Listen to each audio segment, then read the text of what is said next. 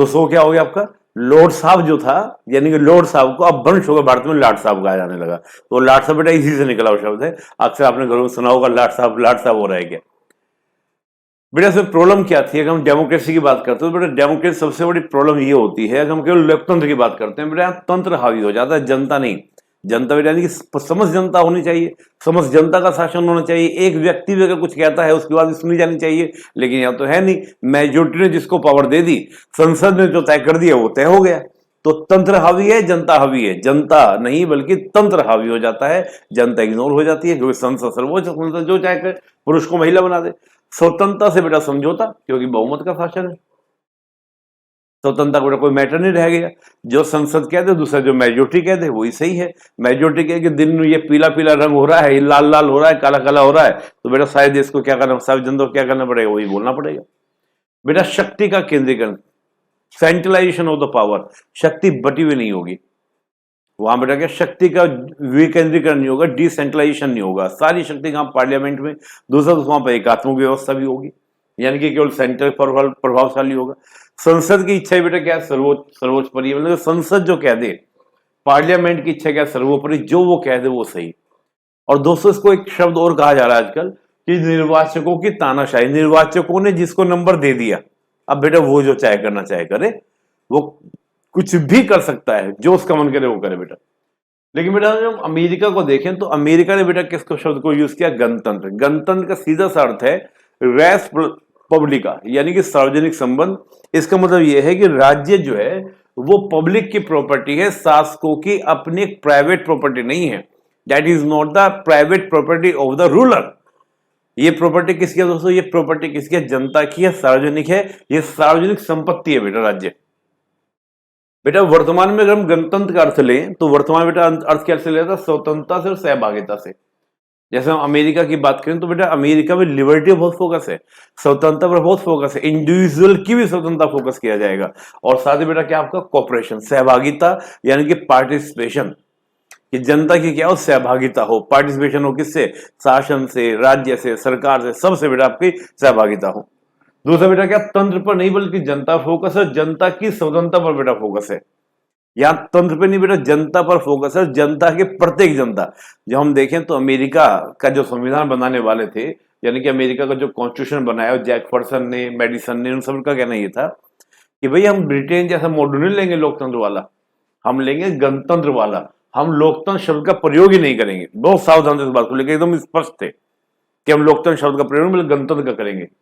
संविधान की सर्वोच्चता, इन्होंने कहा कि देखो जी संसद सर्वोच्च नहीं होगी, पार्लियामेंट सर्वोच्च होगी, पार्लियामेंट की सुपरमेसी, वो सॉरी पार्लियामेंट की बेटा आपकी कॉन्स्टिट्यूशन की सुपरमेसी होगी।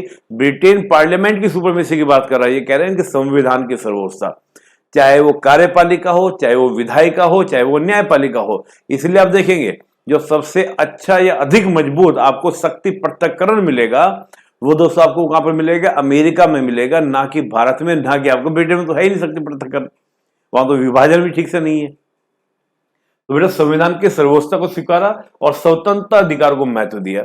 संसद की सर्वोच्चता को स्वीकार न करके बल्कि संविधान की सर्वोच्चता को इसलिए स्वीकारा ताकि संविधान के अकॉर्डिंग ही विधायिका, कार्यपालिका, न्यायपालिका कार्य करे, और जो संविधान में लिख दिया गया वो क्या हो बेटा, जनता की बातों को सुना जाए, जनता की हर बात को सुना जाए, क्योंकि संविधान में लिखा है जनता की स्वतंत्रता, जनता की इच्छा, जनता की बातें, ये संविधान बोल रहा है अमेरिका में दोस्तों। तो बेटा बाद वो बात अलग है कि बाद में बेटा संविधान की सर्वोच्चता है अमेरिका में, वो न्यायपालिका की सर्वोच्चता में तब्दील हो गया। वहां कहा गया भाई जो संसद की, जो संविधान की सर्वोच्चता है, वो संविधान क्या है, संविधान वो जो न्यायपालिका कह दे। अमेरिका में कहा जाता है, हम आगे पढ़ेंगे जब अमेरिका संविधान में आपको पढ़ाऊंगा, कि जो वहां बेटा क्या कर दे, जो कौन कह दे, जो आपका बोल दे क्या, न्यायपालिका, जो जज कहे वही संविधान है, जज की वाणी अंतिम वाणी, जज जो कह दे वो सही है। तो बेटा वहां पे शक्ति पृथक्करण और चेक एंड बैलेंस का बेटा सिद्धांत प्रमुख रूप से बेटा पाया जाता है। आप अमेरिका में देखें बेटा, अमेरिका में जो रूल ऑफ, यानी कि बहुमत को शासन ना हो, यानी कि बहुमत का रूल ना हो, इसको बेटा कैसे रोका गया, इसके बेटा बहुत तरीके अपनाए गए। जैसे पहला तरीका कि राष्ट्रपति का निर्वाचन बेटा सीधा जनता से नहीं होता, क्योंकि अगर सीधा जनता से राष्ट्रपति का निर्वाचन हो तो ये डर है कि जनता भावनाओं में बहकर, मेजोरिटी भावनाओं में बहकर किसी को चुन दे। विवेक थोड़ा हो सकता है कि इच्छा लहर के जैसे होता है ना, कि लहर चल गई उसकी तो हवा बह गई। वहां बेटा क्या होता है, जनता चुनती है निर्वाचक मंडल को, और निर्वाचक मंडल चुनता है प्रेसिडेंट को। और बेटा जो निर्वाचक मंडल होता है वो दूसरी पार्टी के बंदे को भी दे सकता है। वो हम चर्चा करेंगे बाद में, यानी कि सिंपल सी बात है, आपको डोनाल्ड ट्रंप के समय में हुआ था बेटा, कुछ उस तरह की बात मैं कर रहा हूँ। जब मैं आपको राष्ट्रपति पढ़ाऊंगा, अमेरिका संविधान पढ़ाऊंगा, तो मैं इसको डिटेल से बताऊंगा। अब बेटा सीटों की संख्या देखिए, सीनेट जो है बेटा, वहां पे हम अमेरिका की बात करें तो अमेरिका की बेटा जो पार्लियामेंट उसको कांग्रेस कहा जाता है। उस कांग्रेस के दो होंगे, सीनेट और दूसरा बेटा आपका हाउस ऑफ रिप्रेजेंटेटिव। बेटा हाउस ऑफ रिप्रेजेंटेटिव की मेंबरशिप है 435, जबकि सीनेट की मेंबरशिप है 100। और बेटा जो 100 है वो 435 के द्वारा लिए गए डिसीजन को नकार देती है, यानी कि बहुमत के ऊपर अल्पमत का क्या हो जाता है, दोस्तों रूल हो जाता है। यह है अमेरिका का शासन, अमेरिका की व्यवस्था।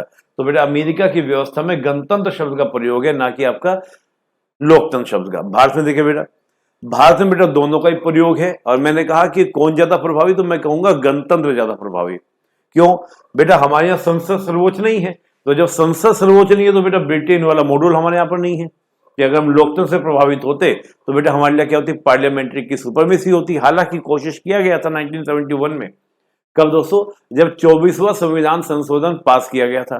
24वें संविधान संशोधन के माध्यम से कोशिश यही थी कि भारत में क्या हो, संसद की सर्वोच्चता को, supremacy of the parliament establish हो, बट नहीं किया, नहीं हुआ। बेटा क्या गणतंत्र हमारे यहाँ पर क्या है, रिपब्लिक पर बेटा फोकस किया गया। हालांकि ये नहीं कि लोकतंत्र, लोकतंत्र भी है, लेकिन साथ में बेटा फोकस बल किस पर है आपका, गणतंत्र के ऊपर। क्यों, क्योंकि बेटा संविधान सर्वोच्च है, और संविधान में बेटा कौन है आपका, संविधान की व्याख्या करने की जिम्मा किसका, बेटा सुप्रीम कोर्ट का है। और सुप्रीम कोर्ट ने बेटा एक सिद्धांत दे दिया किसका, मौलिक ढांचे का। अब बेटा वो मौलिक ढांचे के आधार पर सरकार पर क्या करती है, कंट्रोल करती है। सरकार पे कंट्रोल करने का मतलब ये है कि जनता की आवाज को बनाए रखती है, जनता के अधिकार को बनाए रखती है। तो बेटा कुछ कुछ बात कैसी होगी, गणतंत्र वाली। तो है दोनों, लेकिन प्रभावशाली कौन है आपका, गणतंत्र। यही बेटा बात आप बोलेंगे, यानी कि गणतंत्र प्रभावी। आगे चलते हैं।